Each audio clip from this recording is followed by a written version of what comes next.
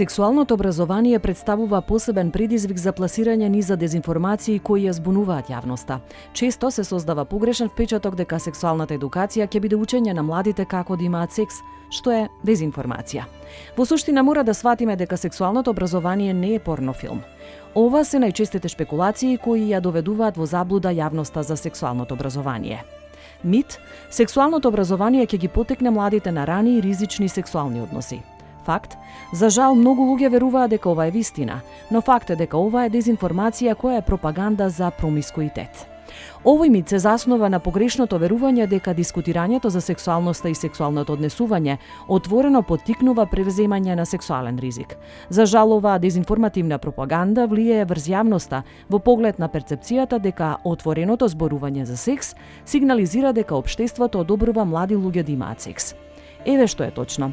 Постои силен научен консензус кој докажува дека обезбедувањето информации и услуги на младите луѓе, поврзани со сексуалното и репродуктивно здравје, не ја зголемува сексуалната активност.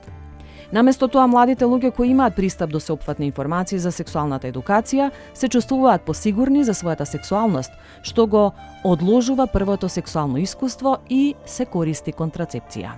Мит, сексуалната едукација ги учи младите да имаат секс. Факт, сексуалната едукација ги учи младите за здравјето и сексуалноста, што не е само секс, се работи за многу повеќе.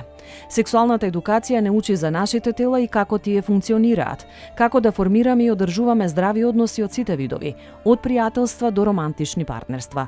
Ова не подготвува за подобро здравје и подобар квалитет на животот, додека сме живи. Сексуалната едукација подразбира учење за работи како што се анатомија, безбедност, почит, љубезност, родови норми, идентитет и самоизразување, романтика и љубов, вредности, интензитетот на моќта, правата што ги имаме над нашето тело и варијациите во човековите тела.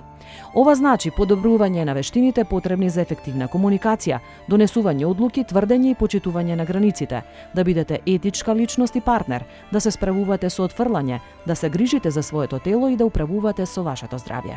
Сексуалното образование е алатка за учење на вештини за критичко размислување, емоционална интелигенција, лидерски способности и како да се залагате за самостојно застапување, но и како да бидете одговорни за вашето комплетно здравје. Наши препораки: не верувајте слепо на секоја пласирана информација во дигиталниот простор. Побарајте детални информации за програмата околу сексуалното образование. На часови по биологија во основното образование и досега се изучуваше репродукцијата, при што се опфатени органите за репродукција и самиот процес. Ова никако не значи дека на овие часови наставниците пуштаа порнофилм за децата, за да ги едуцираат. Штркот не ги носи децата. Разговарајте со вашите деца за сексуалното и репродуктивно здравје, како дел од целокупното на соодветен начин. Не дозволувајте да има табу простор меѓу вас, со цел да ги заштитите и да спречите да бидат изманипулирани на било каков начин.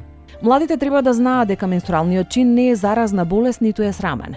Менструалниот циклус е нормален, природен и многу важен дел од животот на секоја жена во репродуктивната возраст. Првата менструација го означува влегувањето на младите девојки во светот на возрастните и сигнализира дека нивното тело е подготвено за репродукција.